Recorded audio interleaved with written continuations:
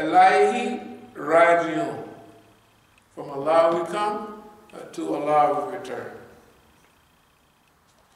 And again, patience has a lot to do with fear, anger, desire, perseverance, self-restraint, constantly. To be patient during all of those periods. That's the big time. O my son, establish regular prayer. Enjoin what is just and forbid what is wrong. And bear with patient constancy whatever betide thee, for this is firmness of purpose in the conduct of affairs. This is what's happening. Always stay focused. Always stay on, I ain't gonna say on the money. There's another ayat that don't have nothing to do with this, but I'm gonna read it. Let not their strutting about of the unbelievers in the land deceive thee. Don't, strut. You see a girl or that girl, strut, just gotta walk. Black people used to strut, some of them when they walk. No, it's a walk. Yeah, it's a walk. It's a culture walk. Yeah. So it says, let not their strutting about in the land, the people is running this show, deceive you. And in the other commentary it says, O Muhammad, in parentheses. O you believe, persevere in patience and constancy. Vie in such perseverance. Strengthen each other, and fear Allah that you may prosper. Remember we was talking about hasad and jealousy last week, all week long. If we could conquer that, then we could preserve in patience our money and our wealth won't be used by Saudi Arabia and others to help to buy the Europeans weapons to bomb and kill other Muslims, because we'll be adhering to Islam. Oh, you believe. That's what I say. Ya ayyuha alladhina amanu asbiru wa sabbiru wa rabbithu wa taqullaha la'allakum tuflihun. Oh, you who believe,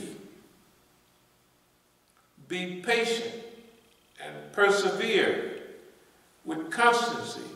And then it says, vie with each other in that patience. Because remember, competition is generally bad, but competition in doing good is all right in Islam. You can, guess what, compete in righteousness. Strengthen each other, that you may la'alakum tuflihun. Falah, we say hayya ala salah, hayya ala falah. Come to prayer, come to success. You shall certainly be tried and tested in your possessions and in your personal selves, and you shall certainly hear much that will grieve you from those who receive the book before you and from those who worship many gods. But if you persevere patiently and guard against evil, that will be the determining factor in all affairs. If you persevere patiently and protect yourself against evil, that will be the determining factor in all affairs. That's going to take care of everything. So Allah subhanahu wa ta'ala is teaching us about patience. One of the translations says, "O my son, duly perform the prayer and enjoin the approved and forbid the disapproved, and be patient." That's Amr bil Ma'ruf wa Nahy anil Munkar. Because Ma'ruf, known, well known, recognized, conventional, appropriate, fairness, equity, kindness, beneficent, approved in the Sharia. Munkar, detested, disapproved of, disavowed. Amr bil Ma'ruf wa Nahy anil Munkar, to enjoin the right and forbid the wrong. So that's what he's saying. O my son, duly perform the prayer and join the approved, right? Maruf, and forbid the disapproved, munkar, and be patient over what befalls you. Verily, these are the definitive of matters. They define in everything. That's what's going on. I'll wrap up with one or two more. This is, well, okay, another translation. You will surely be tried in your properties and your sales. And you will certainly hear from those who had been given the book before you, and from those who set partners with Allah, many a painful thing. But if you bear calmly and be on your guard, and certainly shall be of firm will in all affairs. Amen. This subject tonight, Sabr, it means to check, to tie, and to contain yourself. The Sabirin are the people who have self-control, self-management, right? They have the idea of who they are, where they're going, and what it takes to get there. And they're willing to sacrifice everything in this world because they're a free man. If they was worried about al-hayat al-dunya, they would be a slave to this world. We don't blame the people for being slaves to this world. That's what it, physical.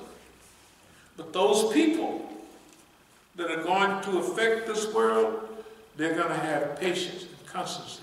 They're going to have longevity. Longevity means if you're in a race, when everybody else is getting tired, you just get warmed up. That's the way we are. They got everybody thinking that we're getting tired. They got the wrong idea. We'll talk Sunday about our counteroffensive here and our counteroffensive in California. Yeah, we're going to be fighting on both fronts. And they say, if you want to rules of war, fight on both fronts. That's why in World War II, y'all ever heard of D-Day? D-Day was June 6, 1944, when they had an invasion of France. The Russians had been coming from the Eastern Front. Now remember, 5 out of 6 Germans killed was killed by the Russians. They had us thinking up till a few years ago that D-Day, the Allies landed in Normandy. That didn't do nothing. The Russians had already whooped the Germans. 27 million Russians got killed by Germans. 27 million.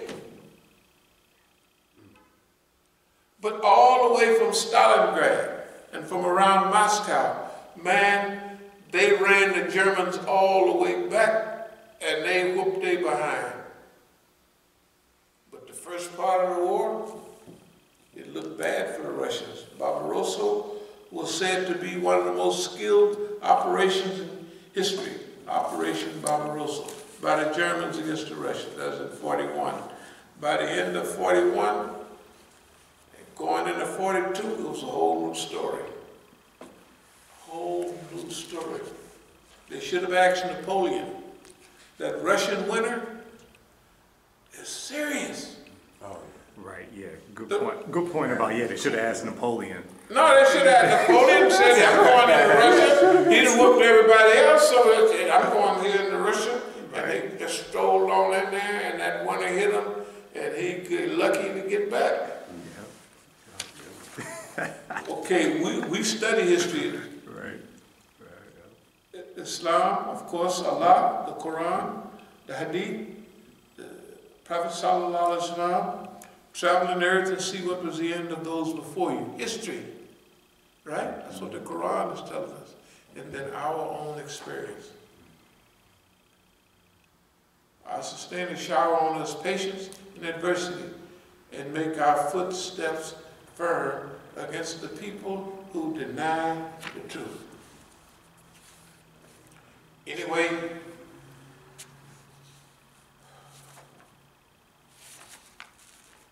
that's where we're headed. We have a mission that's going to call for solidarity, professionalism, but we got to, we don't have to, we are evolving already. We are an evolved community.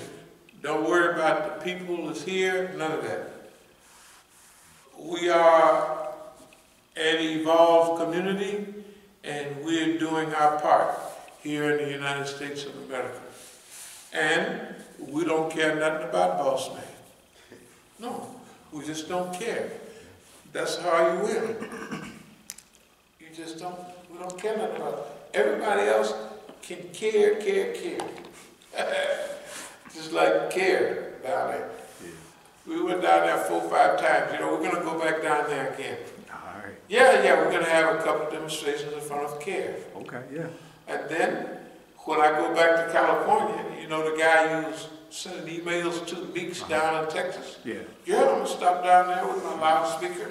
Yeah. And just go outside. I'll be by myself. I've been following up via email. He ain't get back to me yet. No, just keep on sending them and writing them. Yeah. I'm gonna go to their office. Okay.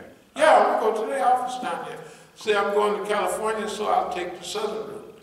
I'll go down to Dallas, is right on I-20, and join in I-10, and I'll go down through LA and back up to Oakland. It's part of the drive.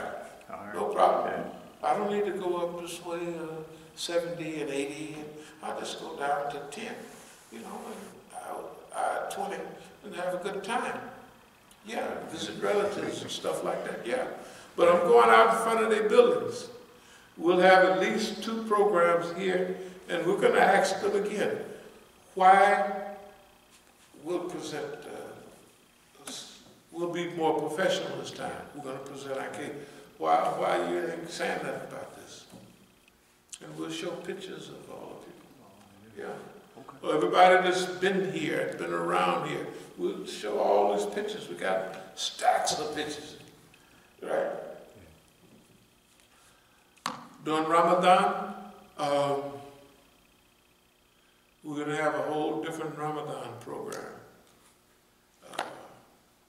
We'll explain it in a few days. Okay. But no, yeah, we not. All right, yeah. We're not going to sit back. Oh, you writing us a ticket on our property? No, write all the tickets you can. That makes us grow bigger. Yeah. We need big support. We need to get the. Now we got the story of America ready, and we're putting it out. Yeah, we putting this out. Yeah. Why you do this, boss man? Why you do that? We're going to be talking that for years. Because remember, we have 40 years of attacks. 40 years. And we're still here. And not looking under the table. No, we're here with the right attitude, with a good attitude, right? I'm telling you. Look, this has been a study of clarity and longevity and the spiritual against the physical, and they've been coming here trying to get us into a physical tussle all the time. And we say, a physical tussle? With y'all, you got everything in the world. Why would you got atomic bombs, and I don't even have hand grenades. Why would right, why would I want to be bothered with y'all? Right, yeah. But what's their weakest point? Spiritualism. They don't even believe in God. They don't even believe in Allah. And they don't know why we're still here. They didn't look, they playbook, you know, the white man's playbook. Well, now you got Negroes in there too. But he's trying to figure it out right now. Why haven't? And they done went over, they going over the list. Technically, I believe we have basically scrambled them up psychologically. Something is wrong. They're not, boss man ain't what he used to be. Okay, so are there any questions? Are there any comments? Now, this was, I'll say just from personal experience, it like when they first put that notice down there on 5045, you know, the adversity helped me because it at least kind of, you know, you get to see firsthand what they do, you know? Yes. So I do know, I will say that, you know, yeah, I can testify to that adversity thing. No, well, not only that, they put it down and you had to go look for it. I had to go look for it. If I wasn't looking for it, I would have never found it. They done did that 100 times. Then they just put the wrong, see, just because what they did there, I'm going to pull out the other stuff. Yeah. That they have a history of their, so we're going to just slap them with the history. You know? Yeah. That's why I said counteroffensive on both fronts, the eastern front and the western front out there. Yeah. And remember, always have a good time. That's what you have to remember. That's what gives you longevity, and that's what gives you endurance. Always, oh, I appreciate that. Remember what the guy said. He's thankful for the stuff they do to him because he's a free man. And he turns everything into a liberation movement. He turns anything that they do. If they subdue him, it ain't nothing. He ain't going, hey man, I'll just read that for a free human being is free in all circumstances. Should a misfortune befall him, he bears it with patience. You know, that's like another hadith we have, that everything that happens to a believer is good. If misfortune happened to them, they are patient and persevere. Right? And if good comes to them, they say, alhamdulillah. So here, if calamity strike him, they do not shatter him. If taken captive and subdued, he turns hardship into ease. Hey, man. That's what we're doing. All we're doing is following Scripture. And I'm telling you, it's fun and it's easy. It looks miserable. It ain't miserable. You can't tell nobody, hey man, this is fun. I don't believe it. Because they say, if that's what happened to me, I wouldn't be happy. Because if they take my car, if they do this, I'll be sad because he's tied to the dunya. Right. When a free man is free because he releases himself from that material world. If he were to be psychologically involved in materialism, he could never fight Pharaoh. He could never challenge the powers of the world because they got all the power. But when he is a free human being, he's free under all circumstances, under all conditions. And that's what we are. Don't worry about it. You know, in time, they're gonna get it. You remember when we was out last year at the Eid? At the Eid, the one out in Gaithersburg, right? Yeah. We got a new pamphlet. But here's what, remember the guy who was telling me, Imam Musa, if you, he was telling me, if you don't collect the money, we're going to make sure we give you away. Well, it's not true. He kind of lied. No, he lied. He lied big time. Definitely. But that's okay. But you know what? He didn't know me. All the other guys out there knew me. Okay. But you know, when I told him, I said, okay, then send it to Masjid al-Islam and to Imam Musa. He said, you're not Imam Musa. You know why he was saying that? Because of the idea he had in his mind of an 8-foot giant with 6 hands or something. Right? Right. I look too much like a normal day-to-day human being. I couldn't be Imam. Why would he tell me, you're not Imam Musa? Right. He was on the board of directors and all the other board of members knew me personally. But he didn't. Why would he say, you're not Imam Musa? Why? Because whatever they told him and garbled up in his mind, I didn't look, either they told him I was a mean something or other, or I was a this, or I was a that. Whatever they told him, he didn't ask me, oh, nice to meet you, Imam Musa. Who's going to be there and impersonate? I am impersonating Imam Musa. It's ridiculous. Right. Okay, so, أقول قولي هذا واستغفر الله لي ولكم. Okay.